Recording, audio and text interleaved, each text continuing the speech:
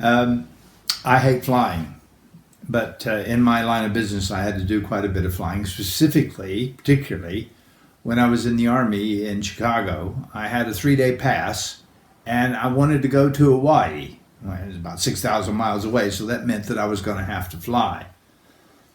You can always tell what airplane I've been on because you can see the imprints of my fingers in the armrest where I've been sitting.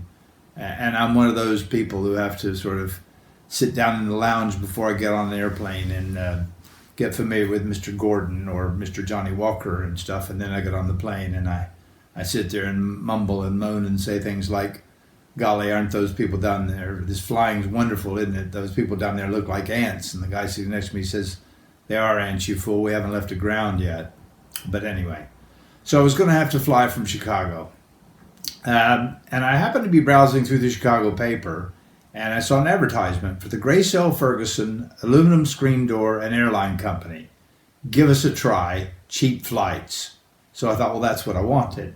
So I went out to the address that was listed in the advertisement, and it was this lady's house out in the suburbs of Chicago. And we went into the lounge, and she had a little counter set up. And then we went upstairs into the bathroom, and we weighed our luggage on the bathroom scales. I went down and got into her Volkswagen Beetle and drove out to the airport and got on a DC-1. Now, you all know as well as I do that pilots are really latent disc jockeys. They get on the intercom at the beginning of the flight and talk. One thing I've always wanted to do, now don't do this, but I've always wanted to try.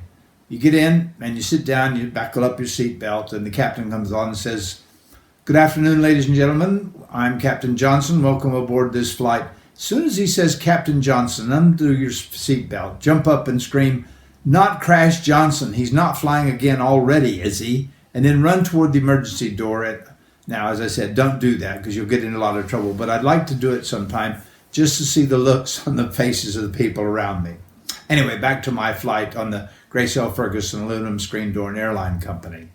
So we've been into the flight for a couple of hours in this DC-1, and the pilot comes out to give his introductory remarks, and it goes something like this.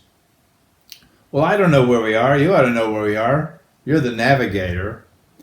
Welcome, ladies and gentlemen. I want to welcome you aboard this flight to Hawaii of the Grace L. Ferguson Aluminum Screen Door and Airline Company. You may not know a lot about our airline as we've only been in business for a short while, so I thought I'd give you some information that you might find interesting. In just a moment, since we're flying over water, our two stewardesses, Bubbles and Honeybucket, Miss Johnson and Miss Grenville, are going to give you a demonstration on how to wear the life jacket. It may seem like a simple thing, but if you get it around the wrong way and we have to ditch, it's going to force your face down in the water, which is going to reduce your life expectancy quite noticeably. So you might want to pay attention to the demonstration. I want to apologize for you having to stand all the way to Hawaii. You'll find those little hoops above your head, and just as a point of interest, every so often you might want to change arms. It just helps keep the circulation flowing. You people back in tourist, you don't need to look for the loops. You don't have any loops. Now, just as a point of information, an emergency situation, if we do have to ditch, you'll be given plenty of notice. The co-pilot gets excited, goes hysterical, runs up and down the aisle screaming, "It's all over, we're all going to hell," or something like that. At least that's what he did the last couple of times. So if you see the co-pilot running up and down and you can't quite understand what he's saying, you might want to slip on your life jacket just as a matter of course. Some information about the Grace L. Ferguson Aluminum Screen Door and Airline Company. The intent of the company was to bring inexpensive air flight to the population. And we've done that. We've done that by cutting out some of the frills and extras that some of the other airlines use, things like training and radar and maintenance, those sorts of things. But we've been successful in that regard. I'll take some questions. Oh, God, don't you just hate it? It's not so much the headaches, as it's that damn double vision that you get. But still, we'll go on. I'll take some questions from you if you have any. And yes, I'll repeat the question so everybody can hear it. Yes, ma'am. If we have to ditch, how long will the plane float? That's a tough one. Sometimes the plane goes down like a rock.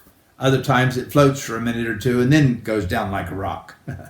Yeah, I'll take your question in just a moment, sir. I'm going to take the man at the back of the plane just right now. Yes, sir. Can I have your question? No, I'm sorry, sir. I can't hear you. You know, the roar of the engines and stuff, and I can't. No, sir. I'm sorry. I still can't hear you. That's okay. They've stopped. Frank, you might want to do something. The engines have stopped again. Well, try the third switch on the left. You've got the lights on now, Frank. Yeah. Try the third switch on the right. There you go. That's got them. All right. Yeah, we're back in business now. Yes, sir. Can I have your question again, please, sir? No, sir. I still can't hear you over the roar of the engines and stuff. You want to try it that way, do you? Okay. One word, one syllable. Are you doing something athletic, sir? You're throwing the shot put or jumping hurdles or running, or you're running, shortened running, run, past tense of run, ran, sounds like ran, can, man, a lot of man, a whole lot of man, men. Oh, yes, sir. It's right there behind you. It's a good thing I took his question before yours, sir, else we could have had a little bit of a problem. I've just been informed that I've got to go up into the pointy end of the aircraft. Just before I go, a question. Have any of you been to Hawaii? You have you, sir? Yeah, it's sort of liver-shaped, isn't it, sir? Yeah. Could you do me a favor? Yeah, just before we're coming into land, would you like to come up in the pointy end of the aircraft and point it out for us? Thank you very much.